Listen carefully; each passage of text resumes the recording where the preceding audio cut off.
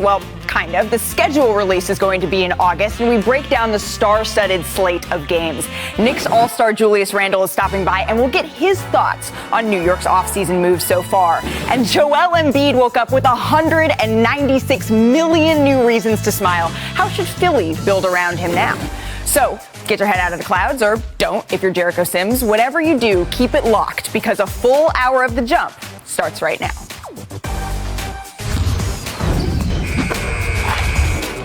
The name is Malika. You're watching The Jump. I'm Malika Andrews in for Rachel Nichols this week. We have a packed show, so let's get right to it. Let's run it back with the reveal of the 2021 Christmas Day slate. At noon Eastern on ESPN, it's the Knicks and the Hawks in a rematch of that intense first-round playoff series. Will Trae Young put a bow on his bow? And then at 2:30 Eastern on ABC, the defending champion Bucks will host the Celtics. Jason Tatum and Giannis on the same court is going to be must-see TV. And then at 5 o'clock Eastern on ABC, it's the defending Western Conference champ Suns facing off against the Warriors. It could be an epic backcourt battle between the Splash Brothers on one side, lining up against Devin Booker and CP3. On ESPN and ABC at 8 Eastern, it's the Lakers and the Nets. KD, James Harden, Kyrie Irving, LeBron James, Anthony Davis, Russell Westbrook. Yeesh! Enough said. We're laughing in studio and wrapping it up on the night on ESPN. It's Luka Doncic and the Mavericks on the road against Donovan Mitchell and the Utah Jazz. It could be showtime from two of the league's top stars. And here are the opening night games that our broadcast partners over at TNT will carry. It's Nets-Bucks that opens the season, followed by the Warriors at the Lakers. More to come on those games a little bit later, but it is time to run it back. We're welcoming in Adrian Wojnarowski here to talk about the release of our schedule. He is our senior insider. Thanks so much for joining the Jump, Woj. We have to start with the Lakers and Nets on Christmas Day. What are your expectations for that game from a league perspective?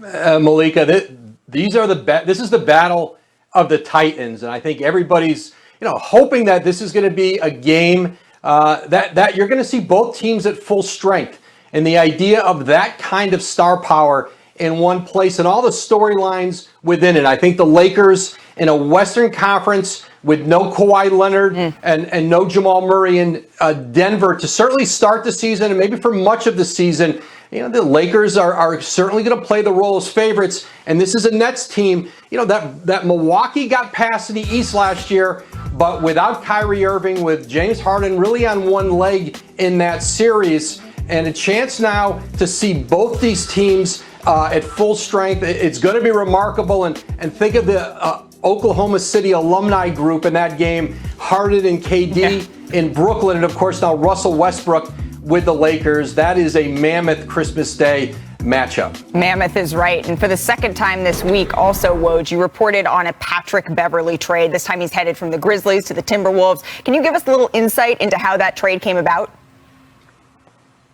Well, Gerson Rosas, the president in Minnesota, and his new head coach, Chris Finch, they both were with Patrick Beverley in Houston, and the idea of bringing him in, to a roster that's still, fairly young and developing, bringing his leadership, his toughness, certainly his ability to defend the ball and play a role on that team, it made perfect sense for the Timberwolves. And I think, listen, Memphis in making that trade with the Clippers, all three players who came in, you may see none of them opening night in Memphis. Certainly Beverly is out now, Rajon Rondo, Daniel Oturu. They have a very good young roster in Memphis. Really not any room and maybe not fits here. But I think certainly for Minnesota, the idea of Beverly really resonated with Rosas, with Chris Finch, and he goes in there and he's going to play an important role for that team as they try to move closer to getting perhaps in contention for the play-in tournament. Absolutely, and Patrick Beverley is such a culture cornerstone, and you've been everywhere this week, Rhodes. You reported on the Celtics extending Marcus Smart last night. What made the Celtics decide to commit to Smart long-term? Listen, he's such an integral part of that team, and certainly Jason Tatum, Jaylen Brown are the two all-stars on that team, but Marcus Smart has been really the heart and soul of that organization, coming off perhaps his best season last year. and a deal now that locks him in, no player option, so he's under contract for the next 5 years. Robert Williams, the Celtics' young center, he's another player on deck. He's up for his rookie extension. Boston would like to get that done also this summer. And, well, listen, they're not going to have cap space next summer. You look around and you go, who are they getting it for? It's really turning out to already be probably a very weak free agent class. And so I think for Boston to get their key players locked up, and continue to try to build now around, certainly they're 2 all-stars, but then Marcus Smart, who plays such an important role for that team. They were able to offer him that $77 million. It was a max raise with a year left on his contract. He got the full $77 million, and now Marcus Smart continues in Boston, and I think this is a team that, is still going to be very formidable in the East next season. It's certainly going to be interesting to see how the East shakes out. Woj, thank you so much for taking some time out of your busy schedule to spend some time with us. Appreciate you.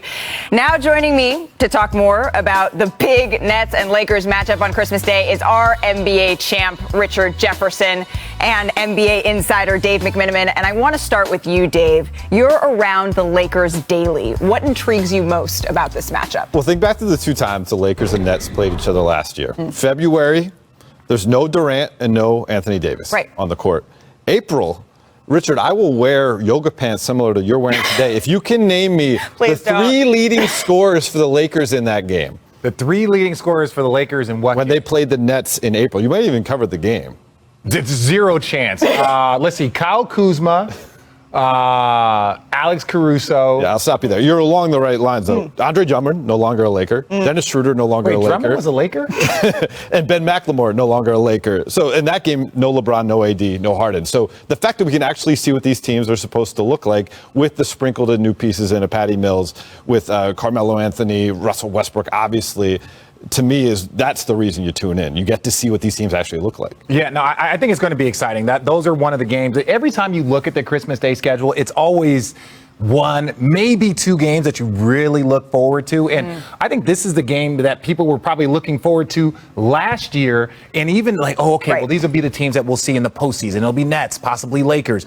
And so I think now to get both teams in a position, and I think the key thing is, are they all going to be healthy at that time? That's going to be the most important thing. But it's going to be fun. When you get the best players, when you get the best teams on Christmas Day, that's just a basketball player's dream, and it's a basketball fan's dream. So I'm excited to watch. Well, this is certainly one of the games you're going to be taking a break from eating your pancakes. If you're a really, really late riser, if you're having breakfast for dinner, this is going to be one of the games you're going to tune into because, in part, of some of those big 3 parts that they have. So, Richard, how would you assess that Nets big 3 versus the Lakers big 3 that they've now put together?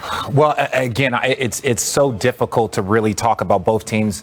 I think the Lakers team, I think Russell Westbrook helps them in the 82. And those 82 games, we know that Russell is a monster. And it's going to come down to how well they can mesh over the 16. And that's the journey to win a championship. With the Brooklyn Nets, I think they mesh perfectly. And I think when you add guys like Patty Mills to that bench, you re-sign Blake Griffin, you bring back Bruce Brown, I think their bench is filling out extremely nicely.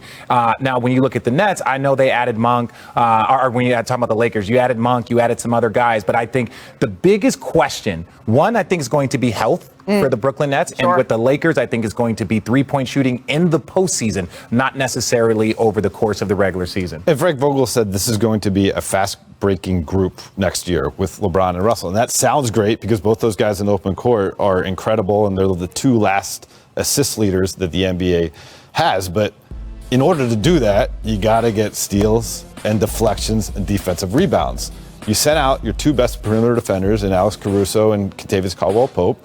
Who's going to fill those spots in order to allow LeBron and Russell Westbrook to play that style? And that, to me, is the biggest question for the Lakers. Well, really quickly, the one thing I will say to add to your point is kind of Bron, maybe not as much, but Russell Westbrook, they're both still one-man fast breaks. Yes. So now you have 2 of them that could be passing it off, dropping, because you know they can pass, you know they can run. Right. So, but the offense starts with a stop. So you got to get the stop first. You're not going to inbound under the basket and have a fast break. It doesn't work that way.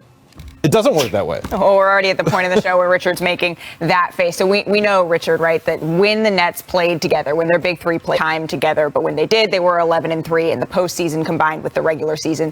There were some questions about fit early on, right? And then Kyrie Irving did that famous line of, all right, I'll be the 2, James Harden, you be the 1, and boom, fit, we're off and running. They're hoping to stay healthy. So we heard you mention the word championship. You're already starting to talk about this a little. Is this matchup a championship preview? Well, if both teams are healthy 100%, that's the only thing that can stop these teams. And you look at it, what happened with the Lakers? LeBron goes into the postseason not 100%. Anthony Davis gets hurt in the postseason. Then you go and you look at Kyrie Irving gets hurt in the postseason, and James Harden goes out there and tries his best with one leg, and they still almost beat the champion. So to me, if teams are healthy, and that's what we all base our expectations and projections on, there's no team in either conference that can stop either team, but that doesn't mean that those are going to be the teams that get through. But, yeah. Yeah, I agree there. I think Brooklyn, because they had last year to coalesce, and as you mentioned, Malika, 11-3 when the big three played together, they have the leg up. They should be the Eastern Conference representative. I think there's more questions on the Lakers just because there's so many new pieces. Only 4 guys from last year's Laker on this year's team. So they got a lot of time that they need to catch up to look like a team that can play for a championship. Well, that makes a lot of sense. But when we're talking about the Brooklyn Nets, we're talking about health. And Sean Marks, just a couple of weeks ago, he was asked about, okay, what is the status of these big three? What is the status of their health? After Kevin Durant played in the Olympics and exerted that extra stress on his body, he said, you know what? He's doing great. He looks great. He's Kevin Durant. When asked about Kyrie Irving, he said, this was a really serious ankle sprain. It took him a little bit of time to feel right after that. He was still sort of working through the prolonged effects to get stronger for the next season. And James Harden, who was the league's Iron Man, right, up until kind of last season, that was the first season that we saw this sort of mortality from him. He said he is working incredibly hard to make sure that doesn't become the case again. So they are expecting, especially given what happened last season, to have that full slate, that full strength, because they know the sentiment around the team. I asked Blake Griffin about this. He said the sentiment around the team is we feel like we left something out on the table. We had unfinished business. That's what he said. But I think the Lakers feel like they might have a little bit of unfinished business too. So we'll see who gets to actually finish that business. But coming up in just 2 minutes, the Bucks host the Nets on opening night. Can the defending champs make a statement